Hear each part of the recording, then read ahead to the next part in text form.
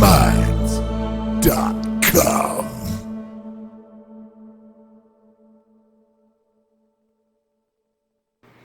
Okay, this is a review of the Zoom H4N Pro portable audio recorder.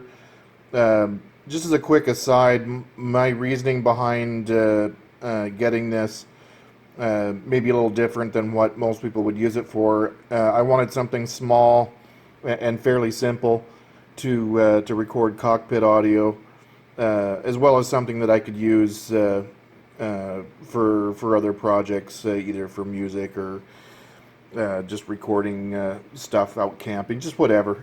And these microphones are plenty clear enough for. They're actually very good for just a simple audio recorder. So yeah, that was my main reasoning for purchasing this. Uh, if you want something that may not, if you want something that's just for recording cockpit audio, you can probably go with something smaller. I think Sony makes a really small one, and Zoom makes a smaller version of this. I can't remember what it's called. I think it's H1 or something. And Tascam and a few others make smaller ones. I wanted this one because it was a little more useful for more than just that, but it definitely works really well for recording cockpit audio. So with that aside, let's get on with the review. Okay, I thought I'd review this Zoom H4N Pro audio recorder that I got recently for recording cockpit audio. The reason I got this one over the Tascam, the similar Tascam model, I believe it's the DR100 Mark III. It might have been one of their cheaper ones. The reason I got this one, number one, the price seemed about right for the quality that I needed, and every review that I read said that Zoom had really stepped up their game with the quality of the preamps for these XLR inputs. So if I want to hook up a good quality condenser mic to it, I'll get some reasonable quality out of it. And I have tested these front mics, and I haven't tested a lot, but the audio quality has been very good. The wind protection is almost non-existent, but I didn't use a dead cat or anything on top of it, so that's kind of expected. As far as functionality, one thing, the one downside, I guess, and I think probably all of these are kind of guilty of that. It eats batteries. I don't store the batteries in this one. I left them inside of it for about a week, and they had gone down about a quarter just from sitting inside of it. So I just keep them outside. When I bought this, I got a pack of 4 rechargeable batteries and a small charger for them at the same time, knowing that I was going to be going through batteries, and if I'm on a long flight, I'll probably will have to change the batteries out. The longest flight I've taken this on is about, I'd say, maybe an hour and a half. So I haven't given a super long workout, and the batteries were close to done by an hour and a half. So I'd say probably 2 hours is the most you're going to get out of it. Okay, on this side we've got the record level, so you can set the record level manually if you're not using the automatic mode. I did try the record level manual, and when you're trying to fly the plane and talk to people, you just can't be farting around with that all the time. The auto level seemed to work pretty well, and it's just for voice, so who cares how perfect the levels are. I would definitely use the manual level if I was recording music, because auto would just be dumb. The menu key goes, allows you to navigate the menus on the screen here. And I'm not sure if I'm a huge fan of this. This is a little too easy to turn. What this does, it's like a jog wheel, and you press it. I don't know if you can see my thumb even moving, but you press it down to select something, and then up and down. Yeah, I kind of like the way it works. It's just a little too easy to turn, so you really got to kind of like that to get it where you want it. And the UI is a little sluggish, so that doesn't help. And inside this flap is where the SD card resides. It doesn't come with an SD card. You'll have to buy one separately. I've got a 32 gig card in there, which I believe is the maximum that it will support. On the back here is a DC input. It does not come with an adapter. When you're using the USB port, it will power the unit to use as an audio interface, and it'll also power it in order to transfer files from the SD card.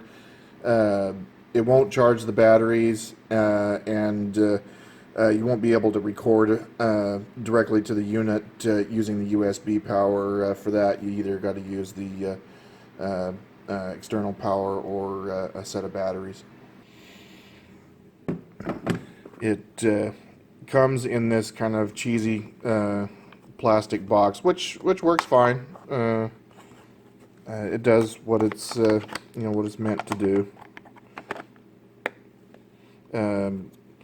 The reason I set this Maxpedition pouch here was because this is what I usually carry it in. This is really rugged. I actually bought it for carrying a phone along with a bunch of other stuff, but most of the time I don't really use it because it's too big for a phone. If I'm out camping or I need it to carry something else while I'm out and about, I'll definitely use it. But most of the time I just use it to put this in, and it was just dumb luck that this fit perfectly in here. But I can't say enough good things about Maxpedition. All their bags and pouches and stuff are just super rugged. I really like their stuff. So anyway, that's all I really wanted to say about this thing. Okay, now the fun stuff. Put some batteries in it.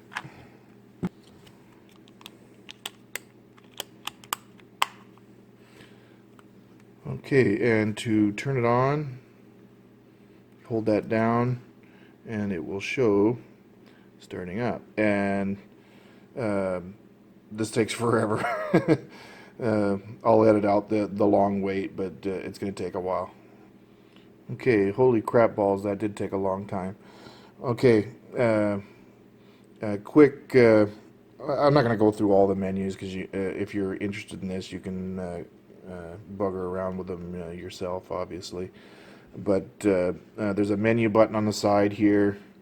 You scroll up and down the different selections here with this button, and then, like, say you want to go into input,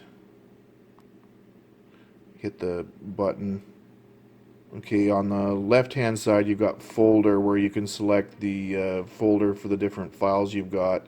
It automatically goes to the first file, and then of course you can use the two shuttle buttons there to go through your WAV files. I think there's two in there. Yeah, 0 and 1. For file, it will use the current folder you're in, so you can see the 0 and 1 that I've already recorded there. In speed, that's kind of obvious. You can use the wheel to adjust the speed, and it's expressed in percent. And I've never actually monkeyed with this. Okay, you can go up to 1.5, and then down to 1/2, 50%.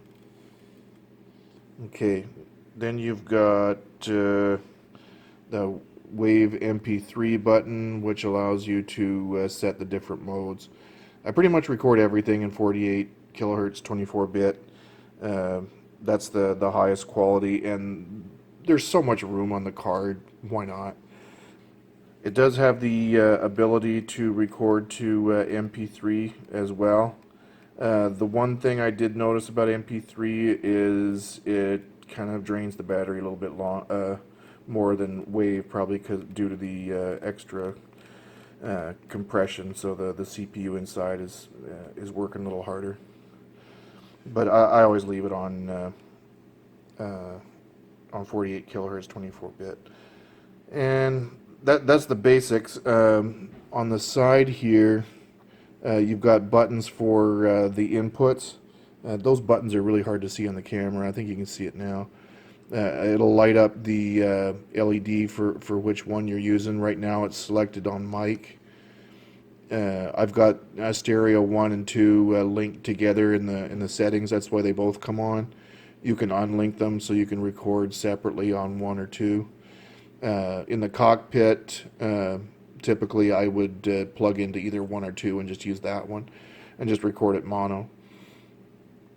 So that's how those work. It's super simple. You can really just hook it up and get going lickety split. On this side, you've got volume controls for the built-in speaker. You're not going to get hi-fi quality out of the speaker, but it does work and it's reasonably loud. If you want to hear what something actually sounds like, you'll have to copy the file to a decent sound system so you can listen to it properly. But it's functional, and if you want to do some quick checking of levels and stuff, it does work. This is the power button. You slide it back and forth, turn it on and off. That's the USB port. That's a mini USB port. It's not a micro. Obviously, that's the headphones. And this jack on the very end here is for a small remote control that they sell separately. Don't know how useful that is, but I suppose if you were using it like on the end of a pole or something, or if you had it attached to a camera, that might be of some use. It's a little wired remote that plugs into that jack there. On the bottom here, there's a standard screw-in tripod mount, and up here is an input for a powered external stereo microphone, and it will automatically switch to the external microphone if you plug one of those in, so that's what that guy's for. Okay, I'm just going to go over some of the major menu options. Folder and file are pretty obvious. Input, you've got your usual stuff: low cut, compressor limiter. There's where you can link the two stereo channels together, so they come on together. I've got the auto level on. Mono mix, I have it on because I was recording in the cockpit. MS Matrix, Phantom, that's Phantom power. I did try that with a good quality studio microphone. It's going to eat your batteries alive, but it does work really well. I tried it with a condenser microphone, and the quality was really, really good. And plug-in power for microphones that use that. Okay, go back, record. You got the record format, auto record, that uses a threshold level. I've got the auto level on, so it doesn't show anything. Some of the rest of the stuff is obvious. Okay. Tool menu is just like little utilities like metronomes and stuff. And play mode is just how you want multiple files to play back. System, that's where all your settings are. You can set the date and time, how long you want the backlight to stay on, the contrast for the LCD.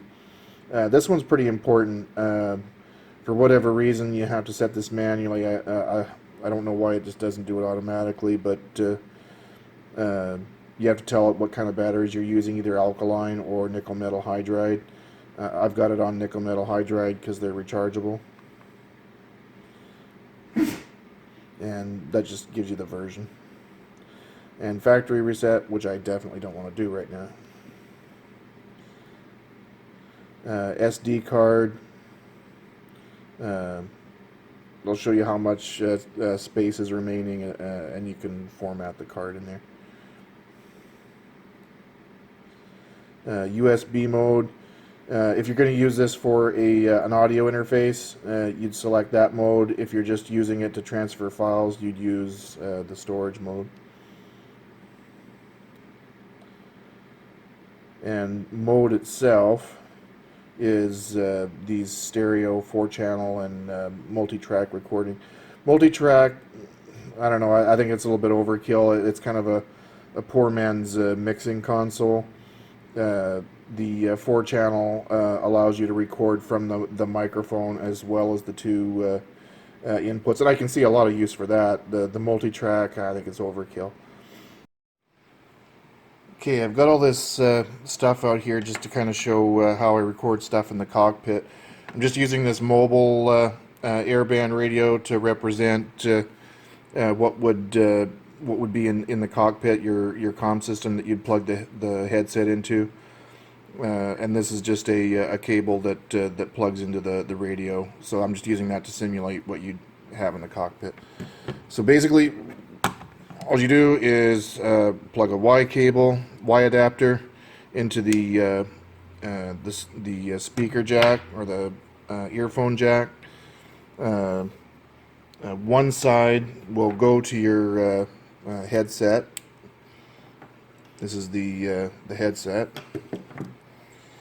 and then the other side just use a phono cable.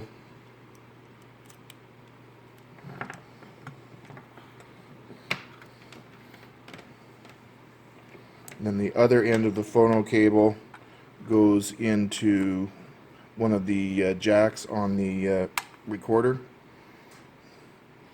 And I've set this to record in mono because it's only recording one channel, so both channels record the same thing. And you'll want to be sure to select channel 1. It selects the two channels automatically, but they record together. If it's in mono, just don't leave it on the microphone or you won't record anything. Okay, then I start recording, and it's using 100% because there's literally no signal there. It's just line noise. So I start recording, and you'll see when I turn the volume up on here, it'll start adjusting itself.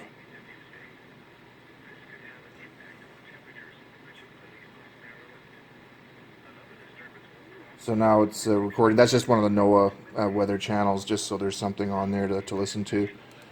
So you can hear, that's the audio coming out of the speakers in the headset, and it's recording to this.